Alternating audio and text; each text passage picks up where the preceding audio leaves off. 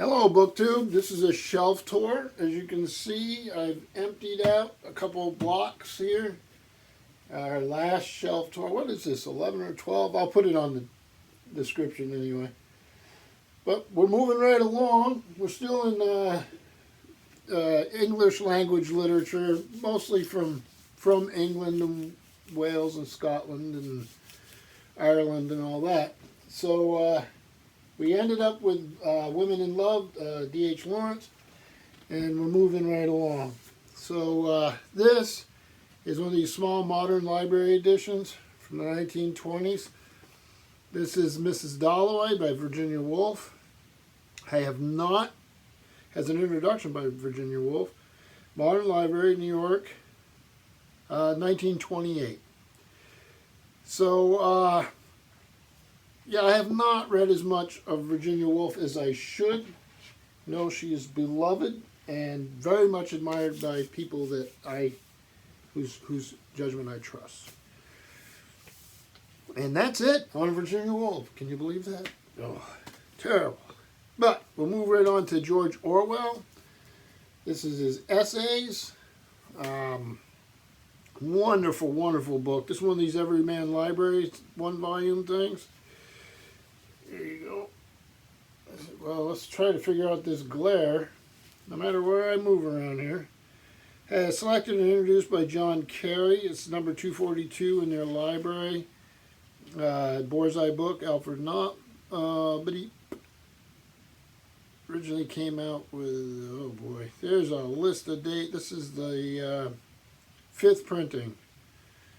So, no chance of this being a first edition of anything. There is a little section in here I thought was interesting. They have a select bibliography. So all these essays, I mean, there's just literally tons of them. But they have a little bibliography in the beginning here, and one is called, let me see here. Letters, Biographies, Memoirs, Collected Essays, Journalism and Letters. 4 volumes edited by Sonia Orwell and Ian Angus. Secker and Harcourt, Brace and Johanovich, 1968. Though invaluable in their time, these volumes have now been superseded by the volumes 10 through 20 of the complete works of George Orwell. Well, I will never have all 20 volumes or how many volumes the complete works of Orwell went to. But I do have the superseded one they're talking about, which is more in line with my budget and shelf space. So this is, Volume 1 is The Age Like This, 1920 to 1940. Volume 2 is My Country, Right or Left, 1940 to 43. Volume 3, As I Please, 43 to 45. And Volume 4, In Front of Your Nose, 45 to 50. It's our Harvest edition, 4-volume box set. This thing went for $15.80 back in the day, and now it's very difficult to find. So, yeah, this is my superseded set. Superseded by something I will never get. And then I have Christopher Hitchens, and this is Why Orwell Matters. It's a little paper thing. This is from 2002. And is a basic book. I like Hitchens. I've got his, arguably, a big book of essays. I have not read much of his stuff, but I've read some. Then we'll move into another author that I really enjoy. I don't read much of his poetry, although I probably should.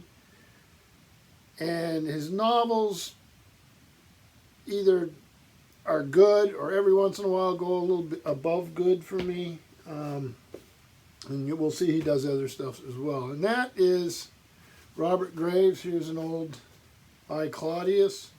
Got several different copies of this. Really love this. This is 1934 Modern Library edition. I, Claudius, from the autobiography of Tiberius Claudius, born BC 10, murdered and deified AD 54. By Robert Graves. He wasn't murdered and deified by Robert Graves. The book's by Robert Graves.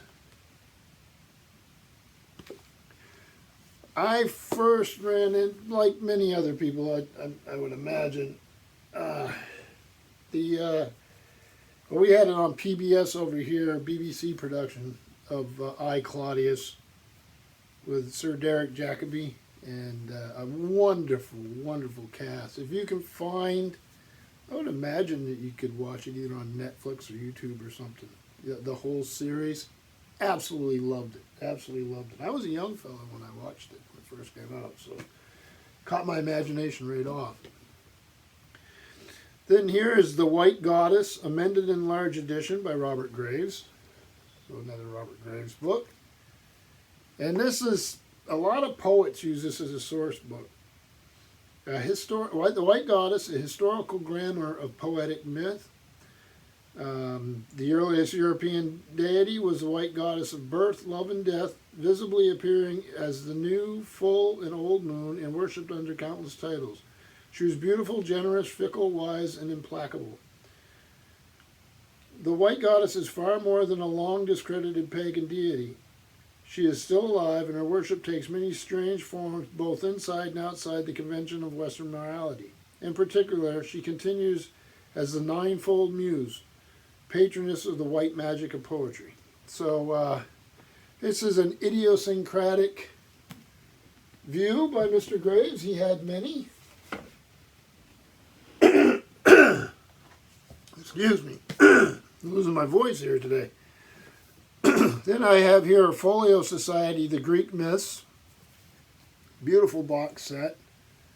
These are fairly easy to find. Here are the covers. Make sure I get them in order here.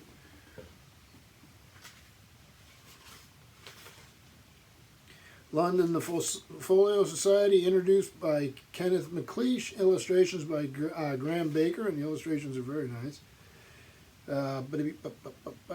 This is a 23rd printing in 2 volumes in 2011. That tells you how many of these there are out here. If you like these, you can find them, and I wouldn't pay an exorbitant amount for them, but they are nice to have.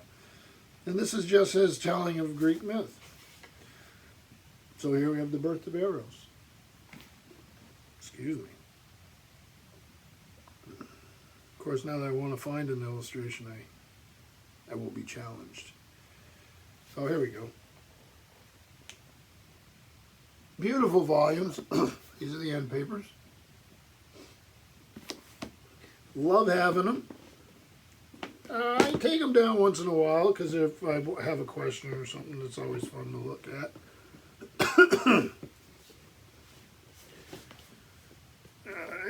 Get that right back up there where it belongs. But I also have another copy of it, and I've got this just for the copy. This is Robert Graves' The Greek Myths, the retelling of stories of the Greek gods and heroes, embodying the conclusions of modern anthropology and archaeology. Well, you could make some argument about that. I love the size of this. It's just the size of my hand. Again, be a little careful with these boxes. 1 and 2 volumes. Nothing fancy there. No end paper illustrations or anything. But just a nice little set here. So George Brasilia, Incorporated, New York, 1957.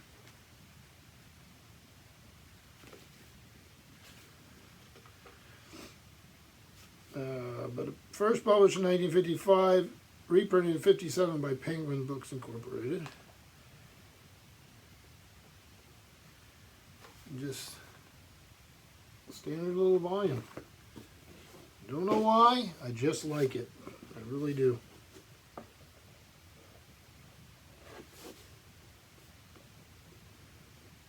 It probably actually would be easier to find and cheaper to find the folio edition than it would this simple one here. I want to get this in without causing any damage. But, yep, Greek myths. What everybody needs is 2 sets of those. This is one of his more famous books, Robert Graves, and this is again is a Folio Society. Again, a book that's not hard to find in this edition. Take it out of its slipcase. End papers. And this is Goodbye to All That. It's by Robert Graves, and it's introduced by Raleigh Trevelyan, London Folio Society, 1981. And one of the great, I guess, memoir type,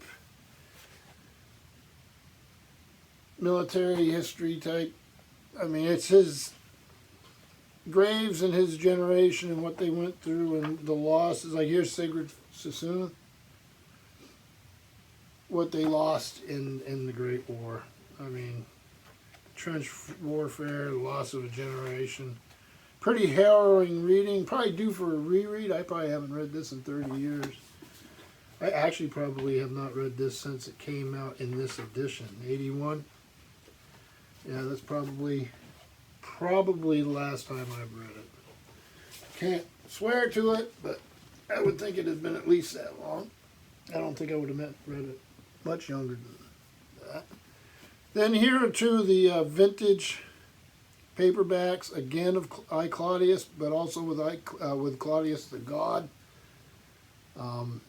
Claudius the God, a little less successful, I think, than I, Claudius as a work of fiction. These things paid the bills. Glad they did. Love them, but yeah. So a couple extra collections. You'll notice I do that occasionally.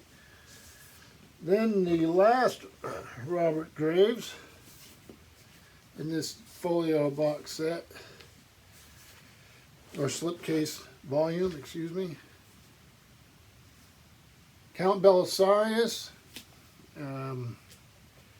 Not a big fan of the art with this one. I love the feel of the book. It's a nice size. I like a book like this. Has an introduction by Lindsay Davis, illustrated by David Hughes. This is Folio Society, and this would be 2010, I believe. Yeah, 2010. Yeah, I'm just not a big fan of the art. Other people love it, absolutely love it. Just doesn't work with me. The novel is good.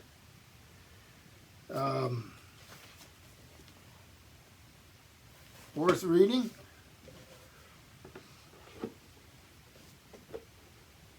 Yeah, not usually Folio Society art, and and their commission.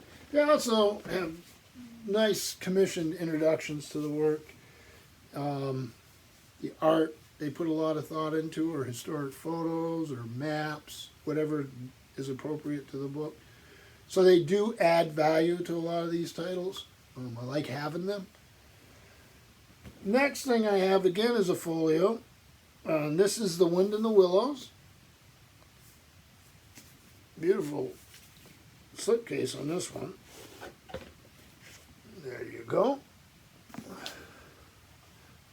I was in a reread. I don't even remember the last time I did that. I don't know why. The illustration by Charles Van Sandwyck, and this is Kenneth Graham's The Wind in the Willows, London Folio Society, and this is the second printing of 2006. Absolutely gorgeous book.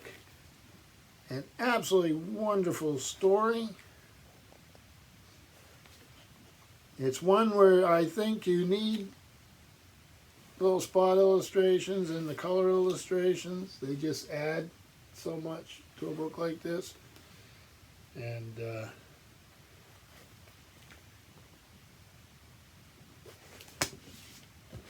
I'm glad to have it.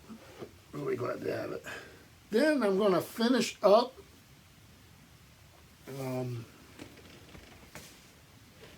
with this. This is it's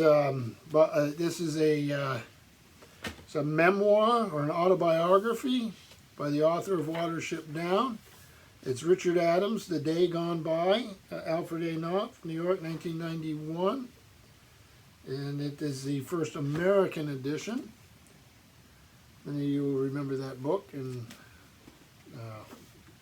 Watership Down and some of his others. Another book I enjoyed very much. I don't have Watership Down, although I have the autobiography here. I was thinking there were some photos that I could show real quick. But if they are, I'm having trouble digging them out. So, yeah, this is biography. So next time, when we start, so there's like a place where we skip here in the center. That's for the TV. And then we will start with some more folio and work our way across, let's see, 1, 2, 3, 4 of these size sections. Probably do that in 2 videos. I'm looking over there, that's where it is, trying to figure this out. Maybe 2 more videos, and then we will switch things up a little bit as we go for this next shelf down here. We start going elsewhere in Europe for the literature. So I appreciate you spending time with me, and hope you have a good week. Thank you, BookTube.